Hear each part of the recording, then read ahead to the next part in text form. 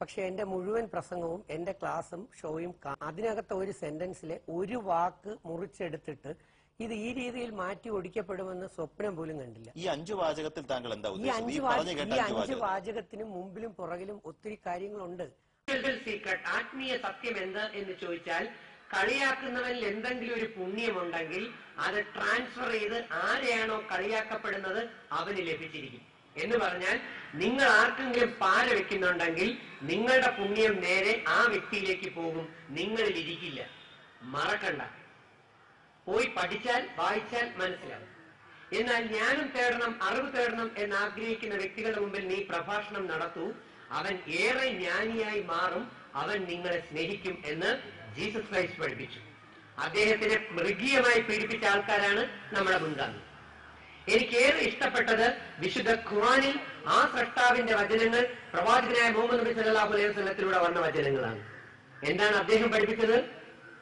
ഓരോ അറിവുള്ളവനും മനസ്സിലാക്കുക, അവനേക്കാൾ അറിവുള്ളവൻ അവന് മുകളിലുണ്ട്.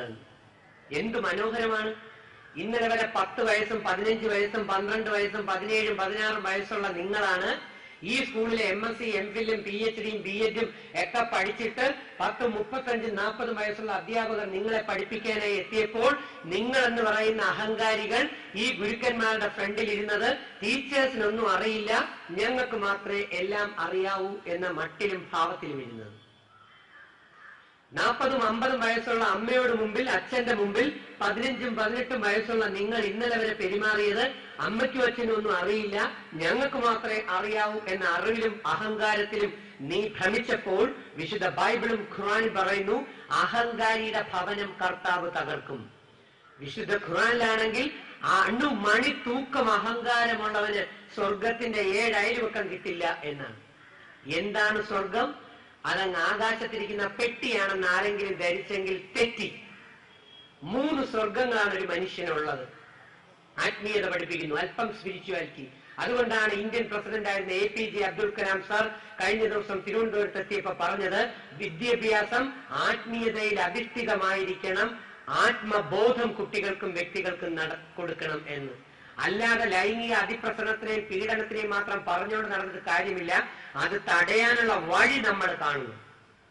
അപ്പൊ ഒന്നാമത്തെ സ്വർഗം എന്ന് പറയുന്നതാണ് മനസ്സിന്റെ ഉയർന്ന തലം.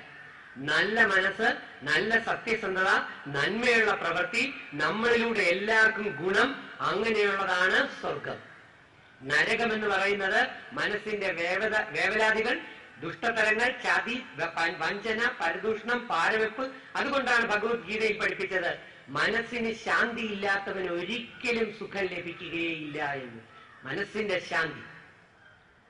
ഞാൻ ദൈവത്തിന്റെ നാമത്തിൽ സത്യം സത്യമായി തന്നെ ഈ ഇരിക്കുന്ന എന്റെ സുന്ദരികളും സുന്ദരന്മാരുമാണെന്ന് ഞാൻ വിളിച്ചപ്പോൾ സന്തോഷിച്ച കുഞ്ഞുമക്കളോട് ചോദിക്കുന്നു, ഇവിടെ ദൈവത്തിന്റെ സാന്നിധ്യമുണ്ടെന്ന് വിശ്വസിക്കുന്ന ആളാണ് ഞാൻ.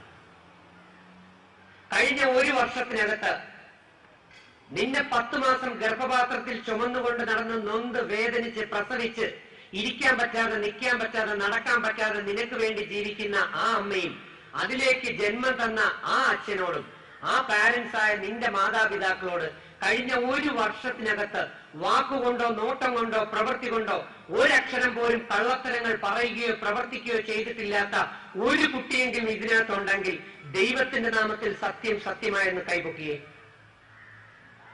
ഇല്ല. ഇത് തന്നെയാണ് മക്കളെ നിങ്ങളുടെ പരാജയങ്ങളുടെ ഒന്നാമത്തെ സ്റ്റെപ്പ്.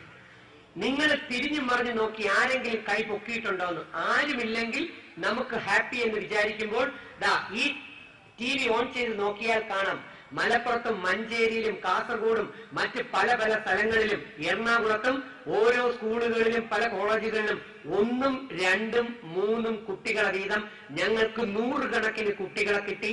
അവർക്ക് ഞങ്ങൾ പുസ്തകങ്ങൾ സമ്മാനമായി നൽകി. അതുകൊണ്ടാണ് പ്രവാചകനായ മുഹമ്മദ് നബി സല്ലല്ലാഹു അലൈഹി വസല്ലം പഠിപ്പിച്ചത്, ഓരോ 1999 പേർ നരകത്തിലേക്ക് പോകാൻ ടിക്കറ്റും കയ്യിൽ പിടിച്ചുകൊണ്ടിരിക്കുകയാണ്.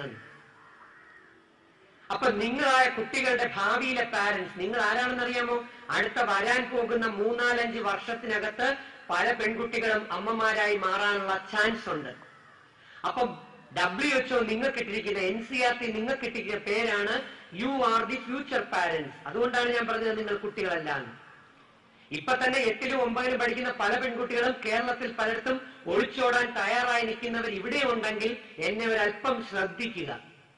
വേണ്ടാന്നൊന്നും ഞാൻ പറയില്ല ഓട്ടം, ഞാനൊന്നും തടയുന്ന മനുഷ്യനല്ല. എന്റെ ജോലി ബോധവൽക്കരിക്കുക, തീരുമാനം നിനക്കെടുക്കാം. It is left to you.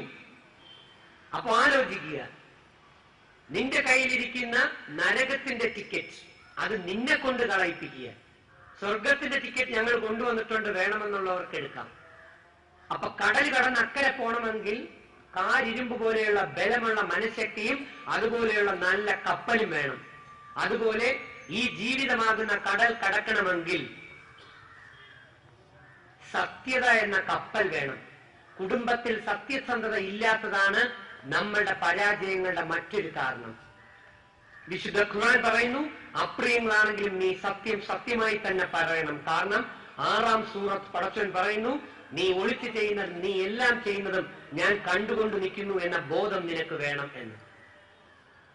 അപ്പൊ എന്റെ ഈ സുന്ദരികളും സുന്ദരന്മാരുമായ കുഞ്ഞുമക്കൾ കഴിഞ്ഞ 1 വർഷം കൊണ്ട് സ്വന്തം അമ്മയെയും അച്ഛനെയും പറ്റിച്ചുകൊണ്ടും ചതിച്ചുകൊണ്ടും കള്ളത്തരം പറഞ്ഞുകൊണ്ടും ഇരിക്കുന്നവരാണ് എന്നുള്ളത് തെളിഞ്ഞപ്പോൾ സ്വന്തം മനസാക്ഷിയോട് ആത്മപരിശോധന നടത്ത്. യഥാർത്ഥത്തിൽ നീ നിന്റെ പെറ്റ അമ്മയെ കണ്ടിട്ടുണ്ടോ? ഈ ത്രെഡിങ് നടത്തി, പ്ലക്കിങ് നടത്തി, ഫേഷ്യലും അടിച്ച്, ക്രീമും അടിച്ച്, ലിപ്സ്റ്റിക്കും അടിച്ച്, വേഷങ്ങളും കെട്ടി നടക്കുന്ന, അതാണ് ജീസസ് ക്രൈസ്റ്റ് ബൈബിളിൽ പഠിപ്പിച്ചത്. നിങ്ങൾ പലരും വെള്ളയടിച്ച കുഴിമാടത്തിന് സദൃശ്യം. കാരണം നാട്ടുകാരെ പറ്റിച്ചുകൊണ്ട് വേഷവും കെട്ടി നടക്കുന്ന നിങ്ങൾ അകം കൊണ്ട് കള്ളവും ചതിയും തരികിടയും നിറഞ്ഞവരാണ്. ഇന്നലെ വരെ ഇതിൽ അമ്പലത്തിൽ പോയി പ്രാർത്ഥിച്ചവരുണ്ടെങ്കിൽ ഒന്ന് കൈപൊക്കിയേ. സത്യം സത്യമായി അമ്പലങ്ങളിൽ സന്തോഷം. ചർച്ചിൽ പോകാറുള്ളവർ കൈപൊക്കിയേ. ചർച്ചിൽ സന്തോഷം. നിസ്കരിക്കുന്നവരുണ്ടെങ്കിൽ കൈപൊക്കി സന്തോഷം. എന്റെ ചോദ്യം ഇതാണ്, ഈ നിങ്ങളിൽ 90% പേരും കഴിഞ്ഞ എത്രയോ വർഷം കൊണ്ട് നിസ്കരിക്കുന്നു, നോമ്പനുഷ്ഠിക്കുന്നു, അമ്പലത്തിൽ പോകുന്നു, വഴിപാട് നടത്തുന്നു, ചാക്ക് കണക്കിന് മെഴുകുതിരി കൊടുത്തുന്നു. അതെല്ലാം ഇനിയും ചെയ്തോളൂ, ഒന്നും വേണ്ട എന്നല്ല ഞാൻ പറഞ്ഞത്. പക്ഷെ നിങ്ങളിൽ 90% പേരുടെ വീട്ടിലും ദുഃഖവും ദുരിതവും കഷ്ടപ്പാടും മനപ്രയാസവും. മക്കൾ പഠിക്കുന്നില്ല, ജീവിതം വഴിമുട്ടി നിൽക്കുന്നു. ദൈവം നിങ്ങളെ അനുഗ്രഹിക്കില്ല സഹോദരങ്ങളെ.